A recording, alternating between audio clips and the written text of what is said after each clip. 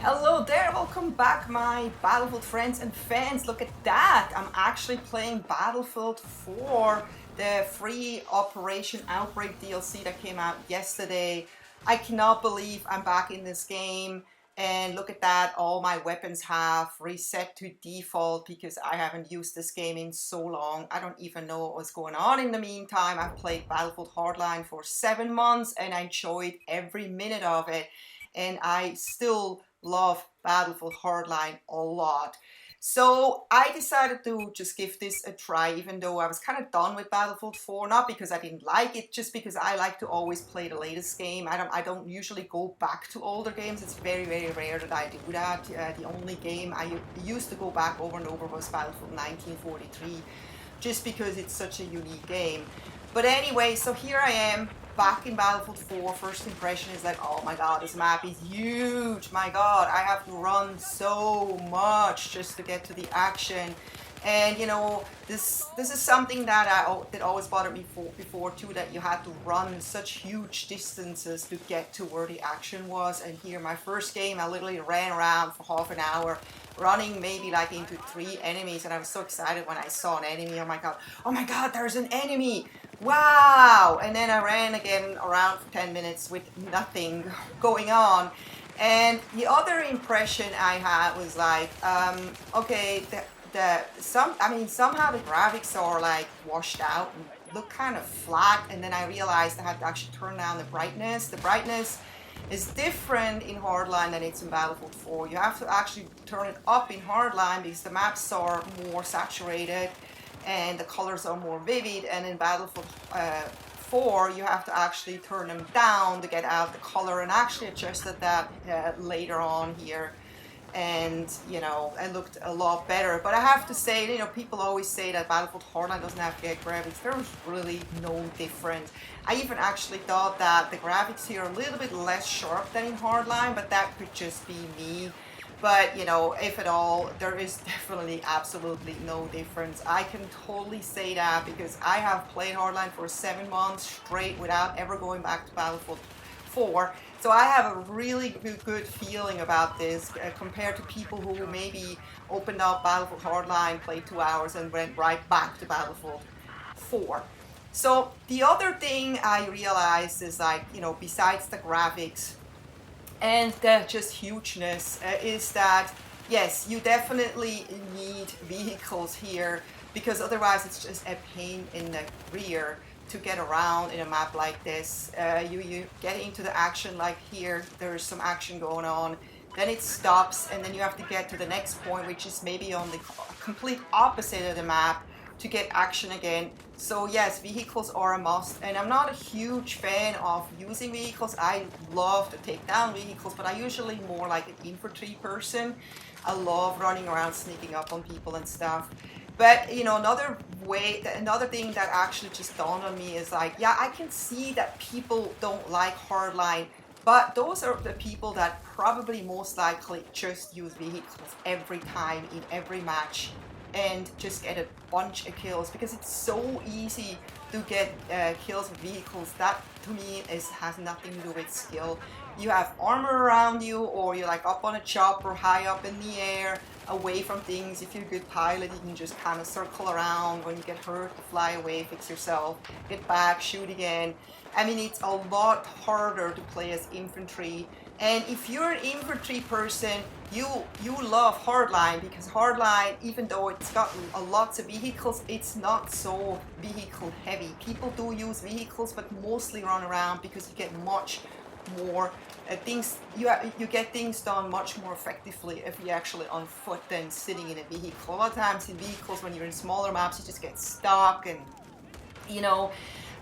So I think that would kind of explain to me why some people are just hating on Hardline. The other thing I realized here, the weapons, I didn't realize, actually I knew it, but I just kind of dawned on me again when I played this, is how much weaker the weapons are in Battlefield 4. It sometimes felt to me like I was kind of shooting like Lego bricks instead of bullets, because I felt like, yes, you know, if I shoot 100 Lego bricks into someone's face, they probably will die if they come hard enough. But you know, you could literally, you could shoot someone in reality, you can shoot someone in the chest with one bullet and they're dead. And that's not happening in Battlefield 4. In Battlefield Hardline, you can literally shoot someone, like you shoot like 1-2 bullets and people drop really, really fast. And I like that because that feels just so much more realistic. I think that would be so cool if in Battlefield 4 or in Battlefield 5, the guns would be more powerful. Maybe I just have to play hardcore, or you know, it just should be hardcore. Hardline is basically hardcore 24/7 all the time, and that's another reason why a lot of people hate on Hardline, is because they are not doing well in it. They get killed so much, they don't do well, and when you don't do well in a game, you usually hate on the game. I have to say, I've been there myself. You know, I played games I didn't do well, and I automatically started to say, oh, this game, I don't like it. It's like, that doesn't mean the game is bad, it just means you don't like it because you don't do well. So, alright, so we know now the graphics are not any better in Battlefield 4. The infantry is not any different in Battlefield 4. The guns are actually weaker in Battlefield 4. And you are actually forced to use vehicles if you want to get around faster and if you want to have more action. But, you know, what are my other impressions about this Operation Outbreak map? Yes, it's pretty and all, but to me it had this feeling like being there, done that, you know. There was nothing in this map that I haven't seen before in a game or in Battlefield. It just felt like a hodgepodge of several map elements that were just kind of thrown in. And believe me, I did build a lot of gaming maps, tons of maps, and they look just like this. You just put huts there, you put trees there, you put hills there, you put caves there, you fill holes with water. And I know it takes a lot of time to make this actually work really well in multiplayer. So you have to move things around, you have to play it, and then you realize certain things have to be moved again and stuff like that. But it did not feel like, you know, a map that was really thought out by just one person that just built this from scratch. You can kind of tell that a group of people just kind of said, let's throw in this, let's throw in that, and let's throw in this, and they just found places on the map to put those. You know, someone said, oh, I want a cave, so okay, let's put a cave there. Oh, I want a bridge, oh, let's put a bridge there. And that's why this map feels a little bit like a hodgepodge to me. There's nothing wrong with that. You can still have fun in this map. And I'll definitely will play this map, you know, for, you know, probably for a week or so before I go back to Battlefield Hardline. I don't know yet when the free DLC of Battlefield Hardline comes out. They haven't really given us a release date, but it's actually going to be really, really soon. And then I probably will go back, and then we have Fallout 4 coming out very soon. So this to me is more like a filler. I don't think that I will play the, you know, the vanilla maps again in Battlefield Hardline. I've just played them. I've played Battlefield 4 way too much. I'm a little bit tired of it. And so it was nice to see something new here to actually, that was actually a reason for me to go back if I have a new map, yes. I did not go back for the night maps because, as you know, if you've been following me, I'm not a big fan of night maps. I can't see anything. I have a really, really hard time seeing things in dark maps. I don't really like them. I'm a fan of sunny maps like this one, so that's why this definitely had my name all over it.